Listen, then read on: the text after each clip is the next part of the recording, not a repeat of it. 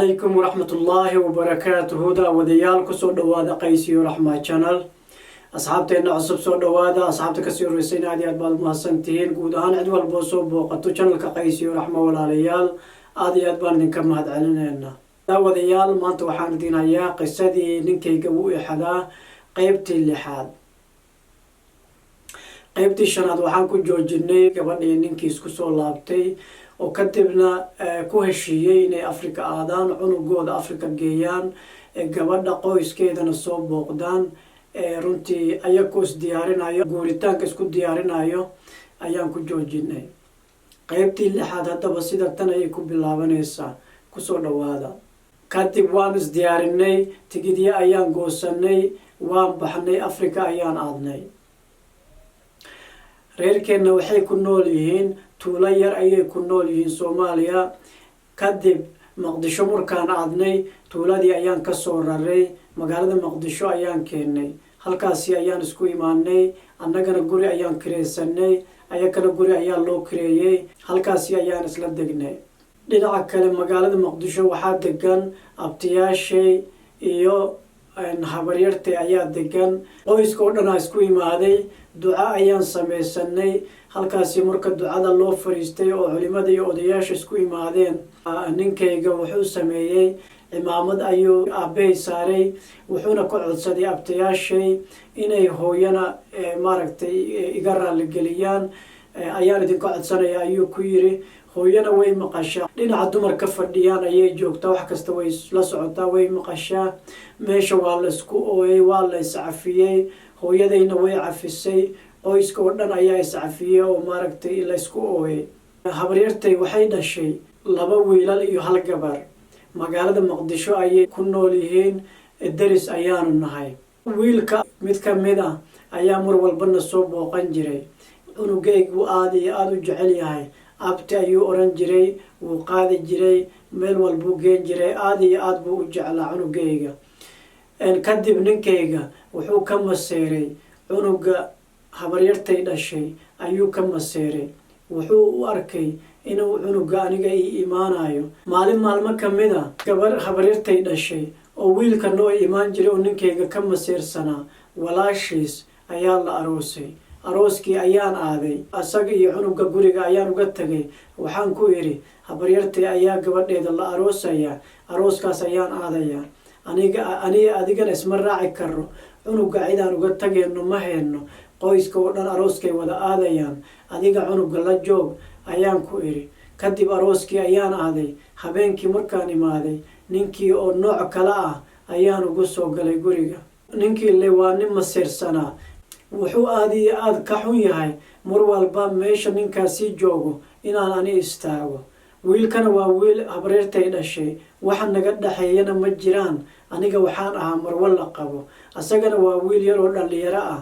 walaaltinimo waxaan ahayn waxa naga dhaxeeya ma lahan balse ninkayga ilaahay wax kale ayuu ka tusay waxa u muuqda inuu ninkan aniga idaba socdo ama aniga ninka la dhudhunto habeenkii markaan guriga imaaday ninkii asagoo xanaaqsan ayaanu imaaday maxaa kugu dhacay ayaan ku iri ma cunugaa xanuunsan adiga xanuunsan see wax u jiraan ayaan ku iri hadal iguma soo celinin gacan ayuu igu qaaday isla markii geed meesha yaallo ayuu ila dhacay 3 jeer markuu igu celceliyay waan suuxay marka halkaas aan ku dhacay intuu ijiiday ayuu sariirta isaaray kadibna wuxuu igu yiri raalli ahaawdiisa riya ayay ila tahay qof suuxsan oo dhaawac xun gaaray ayaan ahaa mana qaylinin mana cararin hooyadayna uma sheegin waan iskaga aamusay waagu markuu baryay oo aan soo miirsaday ayuu wuxuu igu yiri dhakhtar ma ku geeya waxba dhakhtar ay geenin dhakhtar uma baahni ayaan ku iri kadib waxaan ku iri idhageeso dhibaatooyin badan ayaad ii geysatay maantana gacan ayaad igu qaaday arrinta wax loo dul qaadan karo ma ahan ayaan ku iri iga aamusay wuu baxay suuqiisa ayuu aaday 3 maalmood markay ka soo wareegatay wuxuu igu yiri meesha waa inaan ka guuraa reerka inaan isku dhacno ma rabo meel kale ayaan ku dejinayaa meel kale ayaan u guureynaa ayuu igu yiri arrintaasi waan ka cabsaday waayo ninka markuu xanaaqo gacan ka horeyso mareyka markaan joognaba sharci ayuu ka cabsanayay hadda wuxuu ka cabsanayo ma lahan durbadiiba gacan ayuu igu qaaday annagoo wax badan joogin Africa anigoo reerkeena u dhow ayuu xishmeen waayo gacan igu qaaday haddii aan ka guuro reerkeena ka fogaado shaki kama qabo inuu wax ka weyn ugu sameeyo sidaa darteed ayaan waxaan ku iri ma guuraayo meelna uma socdi reerkeena ayaan u imaaday reerkeena ayaan la joogayaa haddii aan baxaayo Mareykan baan ku laabaneynaa ayaan ku iri intaasi markaan ku iri wuu iska baxay ilaa ninku waa nin dan lahaa anigiina maalintii guriga intaan iska soo xirtay ayaan hooyo iyo u tagay ilmihii ayaan halkaas la joogay galabtii markaan soo noqdaan guri ku soo laabtay bursadiisa ayaan meesha ka waayay bursadiisa markaan meesha ka waayay oo markaan baxayana taalay shaki ayaa ay galay isla markaan orday aan bursooyinka kale aan lacag noogu jirto iyo sharciyaasha noogu jira aan fiiriyay sharciga wiilkayga iyo sharcigaygaba way maqan yihiin ninkii ayaa qaaday wuuna la tagay meeluu aadana nooma sheegin kadib hooyo iyo aabbaan wacay waxaan ku iri arrintaas ayaa jirto ninkii wuu baxay bursadiisana wuu qaatay sharcigayga iyo sharciga wiilkaygana wuu la tagay kadib reerkii ayaa soo orday meelahaas ayaa laga raadiyay waxaan ku iri waxba isku daalinina meeshaan dhiga waan aqaana inay meesha wax ka maqan yihiinna waan aqaana meel kale ma yaalin asagaa qaaday waxba ha ku daalina ayaan ku iri alaa yaxal ninkii nooma soo noqonin telefoon marka la waco ma qabto annaga nama soo waco anigii waxaan sameeyay ayaan garan waayay sharci la-aan Mareykan kuma soo laaban kari cunugaygana dib uma celin kari waxay noqotay haddii aan sharcigayga waayo waan ku qasbanahay inaan joogo Muqdisho ilaa aan ka helo sharciga aan ku baxo safaaradda Mareykan ma ku taalo magaalada Muqdisho waxaan go'aansaday inaan aado magaalada Nairobi dalka Kenya saan halkaas dacwo ka furo oo aan iraahdo sharciga iga maqan cunugayga iyo anigaba baasaboorkeena uu naga maqan yahay cunugaygana dhalashadiisa way maqan tahay inaan ku iraahdo ayaan rabay kadib Nairobi ayaan aaday habeenbar ayaan imaaday waagii markuu baryay xafiiska safaaradda Mareykan ay ku leeyihiin dalka Nairobi oo u qaabilsan Soomaaliya ayaan aaday warqad dacwad ayaan qortay waxaan iri ninkayga iyo wiilkayga ayaan isla imaanay Soomaaliya ayaan imaanay muddo markaan joognay ninkayga wuu baxay wuxuuna sii qaatay markuu baxayo sharcigayga iyo sharciga wiilkayga meel kasta ayaan ka raadinay sharciyaasha waan waynay asaga laftirkiis waan wacnay telefoon ma qabanayo maalintaasi waxa ka dambeeyay nama soo wacin indhana ma saarin ayaan ku iri waxaa la weydiiyey maxaa sababay muxuu u baxay ma isdagaashantihiin mise asagoo caadi ayuu iska baxay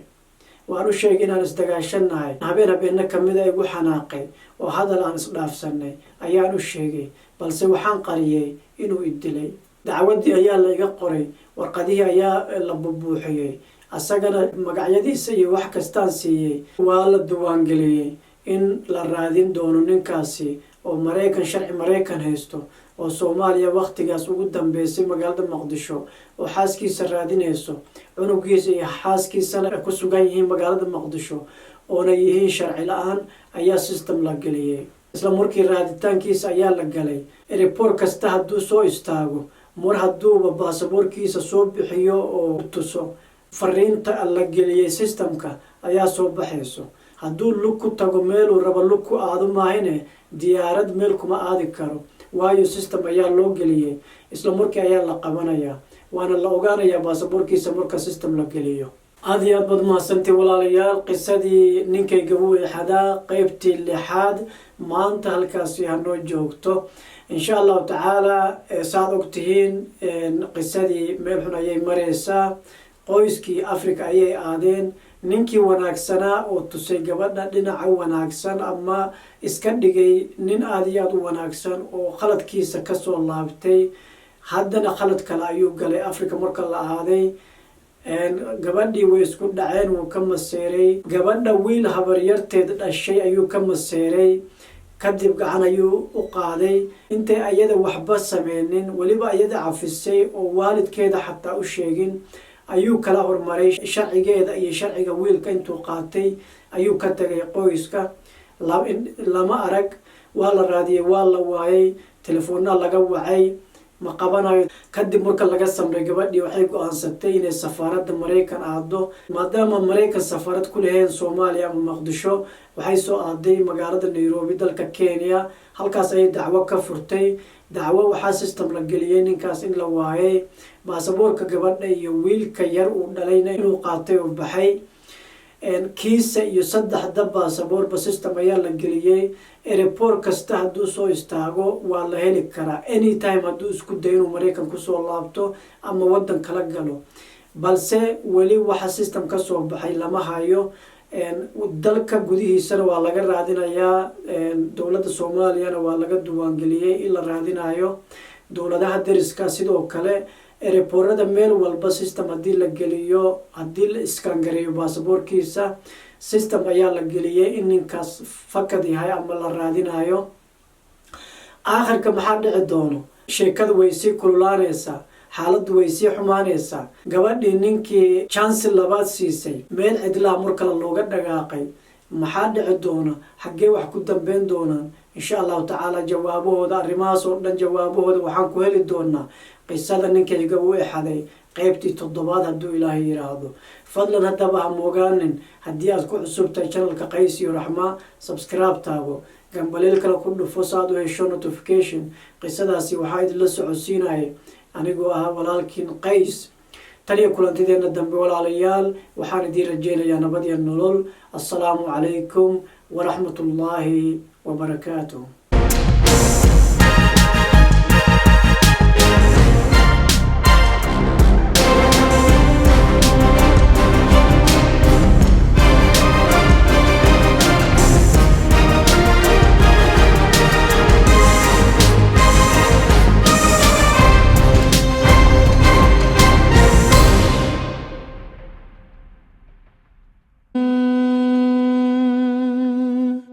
السلام عليكم.